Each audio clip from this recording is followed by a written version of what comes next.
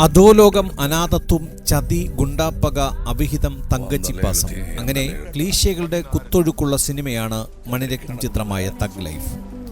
വലിയ പ്രതീക്ഷയോടെ ഉഗ്രൻ താരനിരയും അണിയറക്കാരുമായി വന്ന ചിത്രം പക്ഷേ കടുത്ത കമൽ മണി ആരാധകർക്ക് പോലും അത്ര ദഹിക്കണമെന്നില്ല. വീട് തേടി വരാതെ നായകൻ ബോംബെയിലായിരുന്നെങ്കിൽ തഗ് ലൈഫിൽ ഡൽഹിയിലാണ് കഥ നടക്കുന്നത്. രംഗരായ ശക്തിവേലിൻ്റെയും സദാനന്ദൻ്റെയും നേതൃത്വത്തിലുള്ള രണ്ട് ഗ്യാങ്ങുകൾ.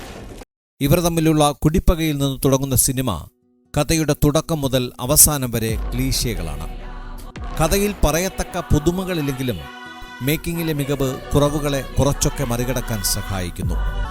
ദളപതിയും ചക്കച്ചിന്തവാനവും കൂട്ടി ഇണക്കിയ പോലൊരു തിരക്കഥയാണ് ചിത്രത്തിൻ്റേത്. കമലഹാസനും മണിരത്നവും ചേർന്നാണ് തിരക്കഥ എഴുതിയിരിക്കുന്നതെങ്കിലും മണിരത്നം കൊണ്ടുവന്ന കഥ മാറ്റം വരുത്തി നായകൻ എലമെന്റ് കൊണ്ടുവന്നത് കമലഹാസനാണെന്നും കേൾക്കുന്നു. ഇടവേളയോടടുക്കുമ്പോൾ അജിത്തിന്റെ വിവേകം സിനിമയെയും തഗ് ലൈഫ് ഓർമ്മിപ്പിക്കുന്നു.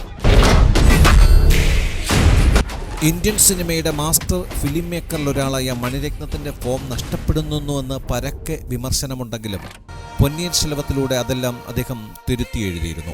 പക്ഷേ തഗ് ലൈഫിൽ കാര്യങ്ങൾ വീണ്ടും തലകീഴായി മറിയുകയാണ്. കഥയുടെ തെരഞ്ഞെടുപ്പിലേക്ക് വരുമ്പോൾ അദ്ദേഹത്തിന് ചുവടിടറുന്നുണ്ട്. കടൽ സിനിമയിൽ തുടങ്ങിയ ക്ലീശേ സ്റ്റോറി ടെല്ലിംഗ് ഇവിടെയും തുടരുന്നു.